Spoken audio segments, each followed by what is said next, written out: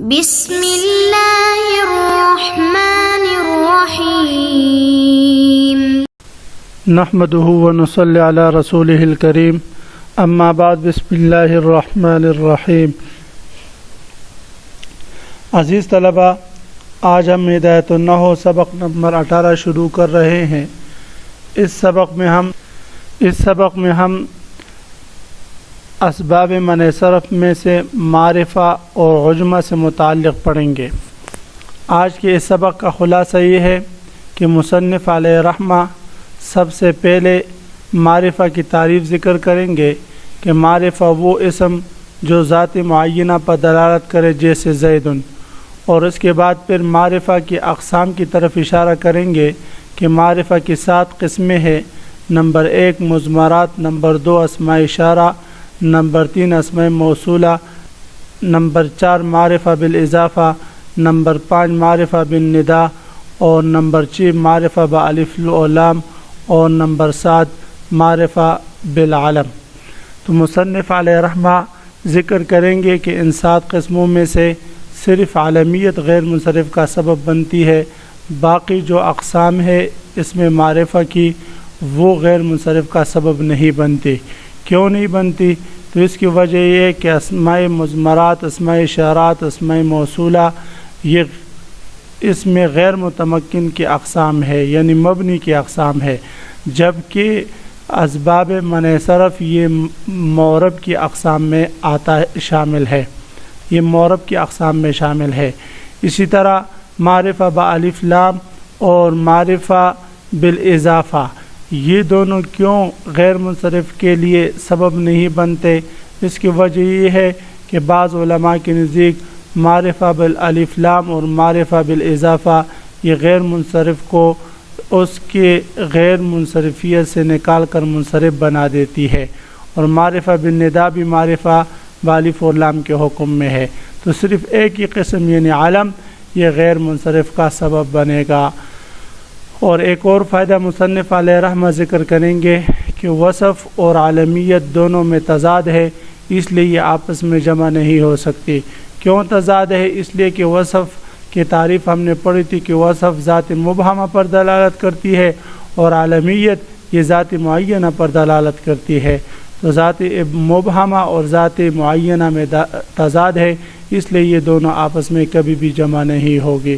اس کے بعد پھر مصنف علیہ رحمہ عجمہ کی تعریف ذکر کریں گے کہ عجمہ عربی کے علاوہ کسی بھی زبان کے لفظ کو عجمہ کہا جاتا ہے، جیسے ابراہیم اور قالون ہے۔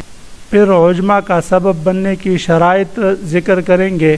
سب سے پہلی شرط یہ ہے کہ عجمی زبان میں وہ علم مستعمل ہو جیسے ابراہیم، دوسری شرط یہ ہے کہ وہ زائد علی الثلاث ہو یعنی 3 حرف سے زائد ہو جیسے ابراہیم، اور تیسری شرط یہ ہے کہ 3 حرفی ہو لیکن متحرک الاوسط ہو جیسے شطر۔ اس سے احتراز ہوا لفظ لجام اور لفظ نوح سے کہ لفظ لجام جو ہے یہ کیا ہے بھئی، اس عجمی زبان میں عالم کے طور پر استعمال نہیں ہو رہا تھا، اور لفظ نوح عالم استعمال تو ہو رہا ہے لیکن متحرک الاوسط نہیں، لہذا یہ منصرف ہوگا، غیر منصرف نہیں۔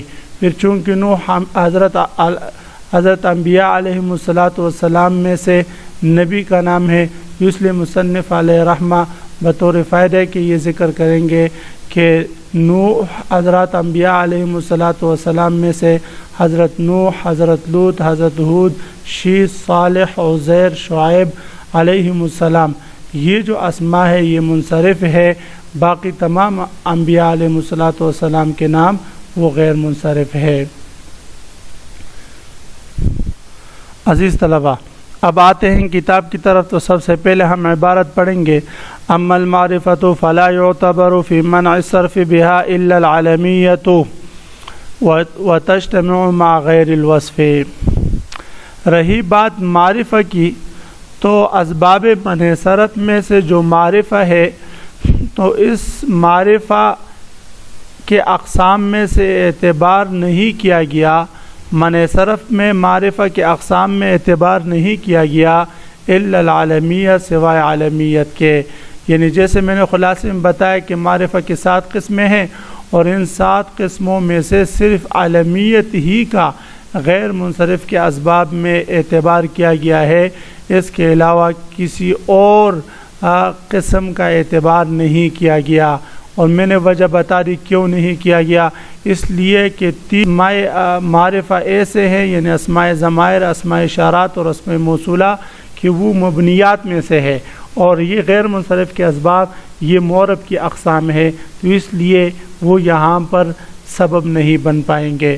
اور پھر معرفہ بالف لام، معرفہ بالاضافہ، اور اسی طرح معرفہ بالندا، تو یہ چونکہ غیر منصرف کو منصرف بنا دیتی ہے، اس لیے وہ بھی غیر منصرف کے اسباب نہیں بنیں گے، تو صرف عالم رہتا ہے مولانا۔ اور عالم کہتے ہیں اس ذات کو جو اس کلمے کو جو ذاتی معینہ پر دلالت کرے۔ وَتَجْتَمِعُ مَعَ غَيْرِ الْوَصْفِ، اور یہ معرفہ یعنی عالم یہ وصف کے علاوہ دیگر تمام اسباب کے ساتھ، عدل کے ساتھ، ترکیب کے ساتھ، سب کے ساتھ جمع ہو سکتا ہے، لیکن وصف کے ساتھ یہ جمع نہیں ہو سکتا۔ کیوں بھئی؟ اس لیے جمع نہیں ہو سکتا کہ وصف کی تعریف ہم نے پڑھی کہ وصف وہ سبب جو ذاتی مبہمہ پر دلالت کرے، اور عالم وہ جو ذاتی معینہ پر دلالت کرے، دونوں میں تضاد ہے، اس لیے یہ دونوں آپس میں جمع ہو کر غیر منصرف کے 2 اسباب ہرگز نہیں بنیں گے۔ اما العجمہ، رہی بات عجمہ کی، فشرطها ان تكون عالما في العجمة وزائدة على 3 احرف كإبراهيم او ثلاثيا متحرك الاوسط كشطر، فلجام منصرف لعدم العالمية ونوح منصرف لسكون الاوسط۔ بہرحال عجمہ تو فشرطها ان تكون عالما في العجمة، تو عجمہ کا غیر منصرف کے سبب بننے کے لیے شرط یہ ہے کہ ان تکون عالما فی العجمۃ، کہ وہ عجمہ میں یعنی غیر عربی زبان میں عالم ہو، یعنی غیر عربی زبان میں وہ عالم کے طور پر استعمال ہو۔ عجمہ کہتے ہیں غیر عربی زبان کے لفظ کو مولانا، تو اس کے سبب بننے کے لیے شرط یہ ہے کہ ان تکون عالما فی العجمۃ، کہ وہ غیر عربی زبان میں بطور عالم کے استعمال ہوا ہو۔ یہ کیوں بھئی؟ اس لیے کہ غیر عربی زبان میں جب یہ عالم کے طور پر استعمال ہوا ہوگا اور اب عربی میں آیا ہوگا تو وہ اپنے اصلی صورت میں آیا ہوگا اور اس میں کسی قسم کی تبدیلی نہیں ہوئی ہوگی، اس لیے کہ عربی زبان، اس لیے کہ اعلام میں تبدیلی نہیں ہوتی، تو اس لیے فرمایا کہ اس کا عالم ہونا ضروری ہے۔ اور اگر عالم نہ ہو تو پھر اس کے لیے شرط یہ ہوگا کہ وہ جو ہے عجمی زبان میں جس صورت پر ہو، جس صیغے پر ہو، اسی صیغت کے ساتھ منتقل ہو کر عربی زبان میں وہ مستعمل ہوا ہو۔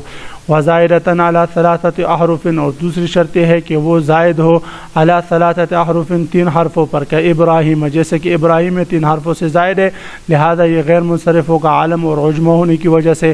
او ثلاثیا، یا ثلاثی ہو متحرک الاوسط، لیکن ایسا ثلاثی ہو جس کا عین کلمہ متحرک ہو، کا شطرہ، جیسے کہ کیا ہے بھئی؟ شطر ہے، تو یہ شطر عالم اور عجمہ ہونے کی وجہ سے غیر منصرف ہوگا۔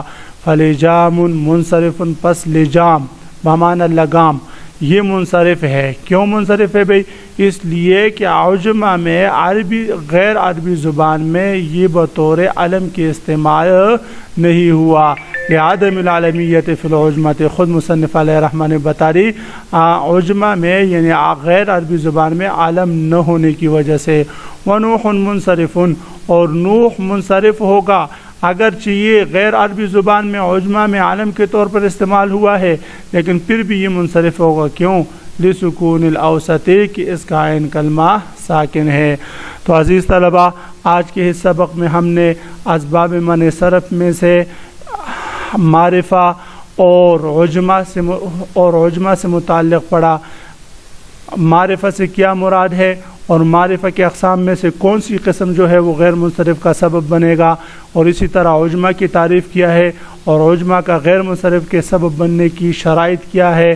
تو ان سب باتوں کے بارے میں انشاءاللہ کل آپ حضرات سے میں سنوں گا، اس لیے خوب یاد کر کے کل کے سبق میں آپ حضرات حاضر ہو۔ وآخر دعوانا ان الحمد للہ رب العالمین۔